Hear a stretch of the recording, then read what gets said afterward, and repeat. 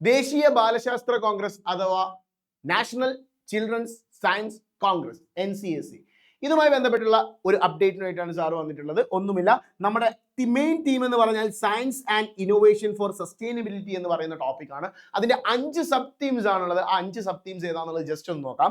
ഒന്നാമതായിട്ട് വരുന്നത് മാലിന്യ നിയന്ത്രണത്തിനായുള്ള R5 ആണ്. എന്താ ഈ R5 എന്ന് പറഞ്ഞാൽ? R5 എന്ന് പറഞ്ഞാൽ മക്കളെ 6 വെച്ച് സ്റ്റാർട്ട് ചെയ്യുന്ന 5 ടോപ്പിക്കിലേക്കും നിങ്ങൾക്ക് നീങ്ങാം എന്നുള്ളതാണ്. അതിൽ മെയിൻ ആയിട്ട് reduce, reuse, retrieve, redesign and recycle എന്ന് പറയുന്ന 5 പോയിന്റ് ആണ്.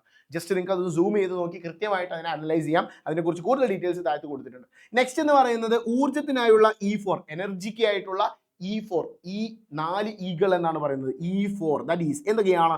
എക്സ്പ്ലോർ ഉണ്ട്, എക്സ്പെരിമെന്റ് ഉണ്ട്, എൻഹാൻസ് ഉണ്ട്, ഇവോൾവ് ഉണ്ട്. ഈ 4 ടോപ്പിക്കിലും നിങ്ങൾക്ക് എന്താക്കാം, പ്രോബ്ലംസും കാര്യങ്ങളൊക്കെ ഫൗണ്ട് ഔട്ട് ചെയ്ത് റിസർച്ചസ് നടത്താം എന്നാണ് പറയുന്നത്. And third one is water, നമ്മുടെ ജലം, അതായത് ഹാർവെസ്റ്റിംഗ്, അതുപോലെ തന്നെ അതിന്റെ കൺസർവേഷൻ കാര്യങ്ങളൊക്കെ ആയിട്ട് ബന്ധപ്പെട്ടുള്ള കാര്യങ്ങൾ. നാലാമത്തത് നമ്മുടെ food, agriculture as well as health, that means ഭക്ഷണം, കൃഷി, ആരോഗ്യം.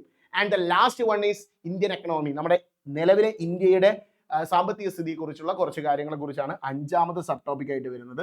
സോ IKS എന്ന് പറയുന്ന ഒരു കോൺസെപ്റ്റ് ആണ്. അത് എക്കണോമി, അതായത് ഒരു ബിസിനസ് കൊമേഴ്സ് ആയിട്ട് ബന്ധപ്പെട്ടുള്ള സ്റ്റഡീസും കാര്യങ്ങളൊക്കെയാണ് അവിടെ വരുന്നത്.